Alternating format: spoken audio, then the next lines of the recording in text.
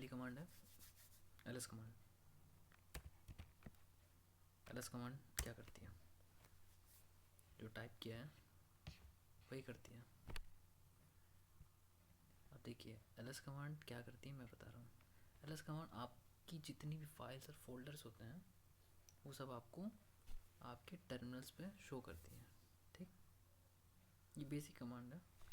अब आपको ls command नहीं देखनी है, ls कमांड के साथ कौन कौन से वर्ड्स यूज़ होते हैं और उनका काम क्या है वो आपको सीखना है। ठीक है, तो आपको अगर दिख रहा होगा तो यहाँ पे सिर्फ इतनी फाइल्स हैं, बट मैं कहूँ इसके अलावा भी फाइल है, तो वो आपको देखना हो तो आप क्या करोगे, आप ls करोगे -a करोगे।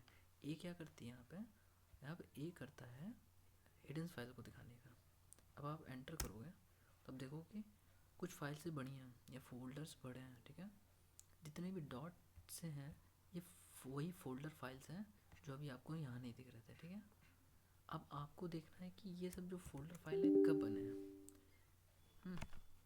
तो उसके लिए आपको ls दबाना है, फिर -a दबाना है और एक l वर्ड यूज़ करना है। l का मतलब होता है लिस्ट के फॉर्मेट में दिखाऊँ। देखिए इतनी सारी लिस्टें आ गई हैं। ठीक है, आपकी ये सब फोल्डर फाइल्स हैं। अब मैं बताता हूँ कि इसमें आपको कैसे पता चलेगा कौन सा फोल्डर है कौन सा फाइल है। अब जहाँ पे भी यहाँ पे d लिखा हो, d जहाँ पे भी d हो, ये बताता है ये डायरेक्टरी या फिर फोल्डर है।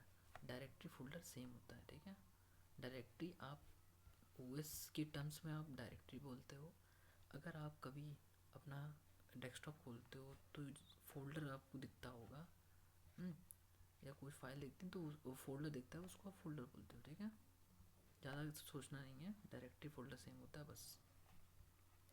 और जितनी भी डैश हैं ये सब आपको बताता है कि ये सब फाइल्स हैं। ठीक है, अब आप देख रहे हो कि ये सारे फाइल्स जो हैं ये सब किसी डेट पे बनी हुई हैं।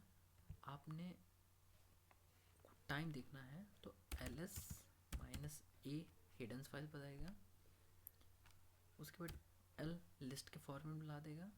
अब आप t दबाओगे तो t से होता है टाइम दिखाना। तो अभी ऑलरेडी आपको टाइम दिख रहा है बट आप t एक बार यूज़ करते हैं, हाँ तो ये टाइम ने दिखा दिया। ठीक, आप नहीं भी यूज़ करोगे तब भी ऑलरेडी दिख रहा था टाइम। अब आपको देखना है कि मेरे को ये जितनी भी फाइल्स अभी जल्दी बनी, मतलब नवंबर 25 को आपको जो बनी है ये जितनी फाइल ये नीचे रहें और पुरानी फाइल्स ऊपर रहें, जिससे कि मेरे को देखने में बहुत आसानी हो। क्योंकि आप जहाँ पे कमांड आप टाइप करो उसके नियर अबाउट देखना चाहोगे ना कि रिसेंट में आज की डेट में क्या दिक्कत आ रही थी कौन सी फाइल में, तो उसमें देखोगे। तो उसके लिए आपको करना क्या होगा, ये फाइल्स को आपको जस्ट उल्टा करना है। उल्टा मतलब रिवर्स करना है। तो रिवर्स करने के लिए कुछ नहीं, आपको r पर दबा देना है। ls आप लिखोगे, -a तो यूज़ कर ही रहे थे, l लिस्ट के लिए यूज़ कर रहे थे, t टाइम के लिए। अब आपको उल्टा करना तो r दबा दीजिए। अब एंटर करो, एंटर करोगे देखो आप न्यू फाइल जो बनी है वो लास्ट में आ गई और ओल्ड फाइल सब ऊपर हो गई। तो आपको जब भी कहीं काम करिएगा तो ls -altr ऑल्टर से याद रखिएगा। ठीक है,